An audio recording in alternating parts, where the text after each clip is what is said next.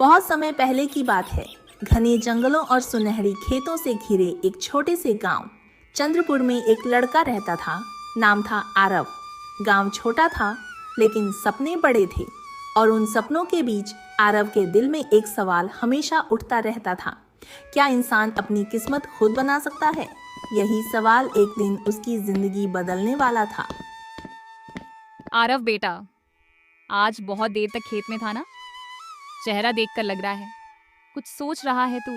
नहीं माँ, बस ऐसे ही। आज आसमान बहुत शांत है और मैं सोच रहा था लोग अमीर कैसे बनते हैं। अरे पगले, कुछ लोग किस्मत से अमीर बनते हैं लेकिन ज्यादातर लोग अपनी मेहनत से। हाँ माँ, लेकिन मुझे लगता है सिर्फ मेहनत नहीं, समझदारी भी जरूरी होती है। अगर दिमाग सही काम करे तो इंसान कुछ भी कर सकता है। तेरी बातें तो बड़े बड़ों जैसी हो गई हैं। चल, अब खाना तैयार है। आरव खाना खाने ही बैठा था कि तभी दरवाजे पर किसी ने दस्तक दी। इस समय कौन हो सकता है? मैं देखता हूँ माँ। कोई है क्या? थोड़ा पानी और भोजन मिल सकता है? आइए बाबा, आपका स्वागत है हमारे घर में। आरव और उसकी माँ ने उस अजनबी को अंदर बैठाया, उसे पानी दिया और अपने हिस्से का खाना भी उसे खिला दिया। वो खाना साधारण था लेकिन उसमें दिल की सच्चाई मिली हुई थी। बेटा, तुम्हारी सेवा ने मेरे मन को प्रसन्न कर दिया। मैं कोई साधारण व्यक्ति नहीं हूँ। मैं तुम्हें 2 वरदान देना चाहता हूँ। मुझे कुछ नहीं चाहिए बाबा, बस आपका आशीर्वाद ही काफी है। नहीं बेटा, तुम्हें ये वरदान स्वीकार करने ही होंगे। सोच समझ कर मांगो। आरव कुछ देर के लिए चुप हो गया। उसके सामने मौका था। धन मांग सकता था, सुख मांग सकता था, लेकिन उसने कुछ और ही सोचा। बाबा, मेरा पहला वरदान ये हो कि जब भी मैं कोई सवाल पूछूं, मुझे हमेशा सच्चा जवाब मिले। तथास्तु। और दूसरा वरदान, जब भी कोई बड़ी समस्या आए, मैं उसका सबसे सही हल सोच सकूं। तथास्तु। आज से तुम्हें अद्भुत बुद्धि और सत्य की शक्ति प्राप्त हुई। इतना कहकर वो साधु अचानक जैसे हवा में विलीन हो गया। आरव, तूने ये क्या किया? इतना बड़ा मौका था, तू धन दौलत मांग सकता था। माँ, धन कभी भी खत्म हो सकता है लेकिन बुद्धि और सच्चाई कभी खत्म नहीं होती। अगर मेरे पास समझ होगी तो मैं खुद सब कुछ हासिल कर लूंगा। माँ चुप हो गई। उसे समझ आ गया उसका बेटा अब सिर्फ बच्चा नहीं रहा। उसके अंदर एक असली सोच वाला इंसान जन्म ले चुका था। लेकिन उसे क्या पता था कि ये वरदान बहुत जल्द उसकी परीक्षा लेने वाले हैं और एक ऐसी घटना होने वाली है जो पूरे राज्य की किस्मत बदल देगी। अगली सुबह सूरज की पहली किरण के साथ ही चंद्रपुर गांव जाग उठा। लेकिन आज का दिन आरव के लिए साधारण नहीं था, क्योंकि आज उसके वरदान की पहली परीक्षा होने वाली थी। आरव गांव के रास्ते से गुजर रहा था। तभी उसने देखा एक बुजुर्ग किसान रास्ते किनारे बैठा है। चेहरे पर चिंता, आंखों में डर था। काका, आप इतने परेशान क्यों हैं? क्या हुआ? बेटा, मैं तो बर्बाद हो गया। मेरे दोनों बैल गायब हो गए। गायब कैसे? मैं उन्हें खेत के पास बांध कर पानी लेने गया था। जब वापस आया तो वो कहीं नहीं थे। मैंने हर जगह ढूंढा लेकिन कुछ पता नहीं चला। आरव कुछ पल के लिए शांत हो गया। उसे अचानक अपने वरदान की याद आई। सच्चा उत्तर। उसने अपनी आंखें बंद की और मन ही मन सवाल पूछा, बैल आखिर कहाँ गए? अचानक जैसे उसके दिमाग में कोई तस्वीर उभरी। हरी घास, बहती नदी और वही दोनों बैल। काका, आपके बैल चोरी नहीं हुए हैं। वो खुद ही चलते चलते नदी किनारे चले गए हैं और वहीं घास खा रहे हैं। तुम्हें कैसे पता बेटा? तुमने तो देखा भी नहीं। कभी कभी ध्यान से सोचने पर रास्ता खुद मिल जाता है। चलो, हम वहां चलते हैं। धीरे धीरे गांव के कुछ लोग भी साथ हो लिए। सबको शक था लेकिन उम्मीद भी थी। जब सभी नदी किनारे पहुंचे तो जो उन्होंने देखा वो देखकर सब दंग रह गए। अरे, ये रहे मेरे बैल। सच में यही हैं। काका की आंखों में आंसू आ गए। लेकिन ये आंसू दुख के नहीं, खुशी के थे। बेटा आरव, तूने तो मेरा सब कुछ बचा लिया। अगर ये बैल नहीं मिलते तो मेरी फसल बर्बाद हो जाती। काका, मैंने तो बस कोशिश की। अगर हम समझदारी से काम लें तो हर मुश्किल आसान हो सकती है। गांव के लोग अब आरव को अलग नजर से देखने लगे थे। उन्हें महसूस हुआ ये लड़का साधारण नहीं है। लेकिन कहानी यहीं खत्म नहीं होती। कुछ ही दिनों बाद एक ऐसी खबर आई जिसने पूरे राज्य को हिलाकर रख दिया।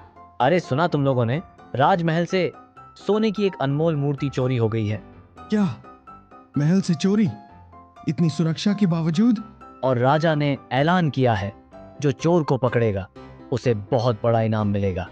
हर तरफ बस उसी की चर्चा थी। डर, शक और अफवाहें। आरव ये सब सुन रहा था और उसके मन में एक विचार उठा। क्या मैं इस रहस्य को सुलझा सकता हूँ? अगर मैं कोशिश ही ना करूँ तो फिर मेरे वरदान का क्या मतलब? उसने ठान लिया वो राजमहल जाएगा और सच्चाई सामने लाएगा। शाम को जब वो घर पहुंचा तो उसकी माँ ने उसके चेहरे पर वही चिंता देख ली। आरव, तो फिर से कुछ सोच रहा है? क्या बात है बेटा? माँ, मैं राजमहल जाना चाहता हूँ और उस चोरी का रहस्य सुलझाना चाहता हूँ। ये बहुत खतरनाक है बेटा, तो उस मामले में मत पड़। माँ, अगर मैं सच जान सकता हूँ और फिर भी चुप रहूँ तो वो गलत होगा।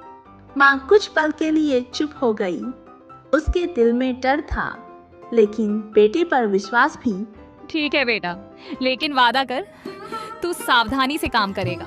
मैं वादा करता हूँ। माँ का आशीर्वाद लेकर आरव अगले दिन निकल पड़ा, एक ऐसे सफर पर जहाँ उसका सामना होगा धोखे, लालच और सच्चाई की सबसे बड़ी परीक्षा से। लंबा सफर तय करने के बाद आखिरकार आरव पहुंच गया राज्य के विशाल राजमहल के द्वार पर। ऊंची दीवारें, खड़े पहरे और हर तरफ तनाव का माहौल। रुको, कौन हो तुम? यह आम लोगों के आने की जगह नहीं है। मेरा नाम आरव है। मैं राजा से मिलना चाहता हूँ। मैं चोरी हुई मूर्ति के बारे में मदद कर सकता हूँ। तुम मदद करोगे? ये कोई खेल नहीं है लड़के, जाओ यहाँ से। मुझे बस एक मौका चाहिए।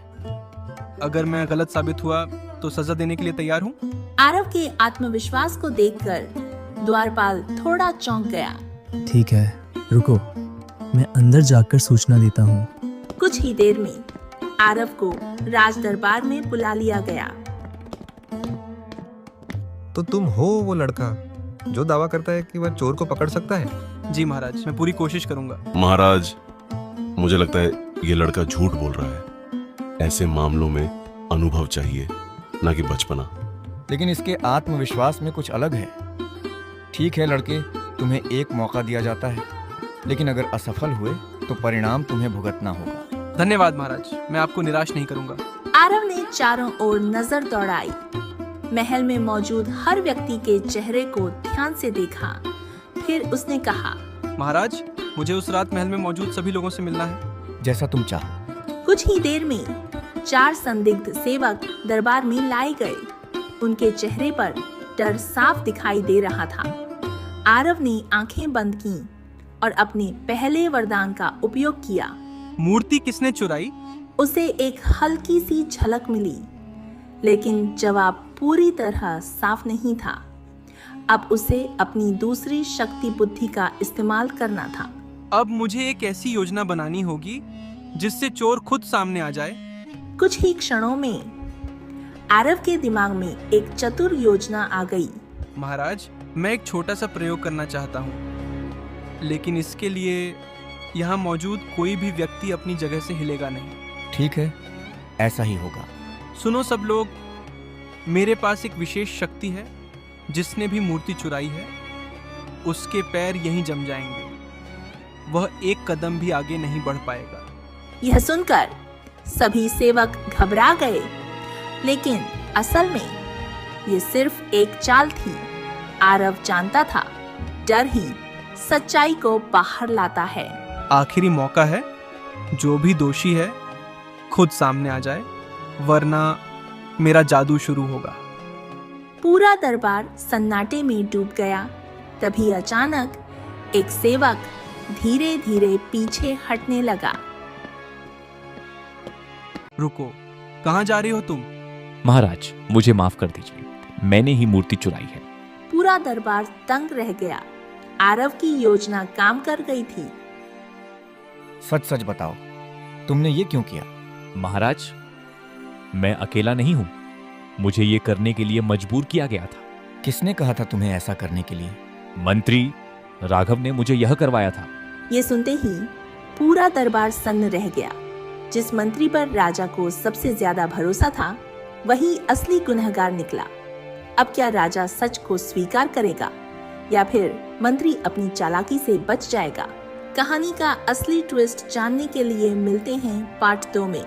अगर आपको हमारी कहानी पसंद आई हो तो के होम टीवी को अभी सब्सक्राइब करें ताकि कोई भी नई कहानी आपसे मिस न हो।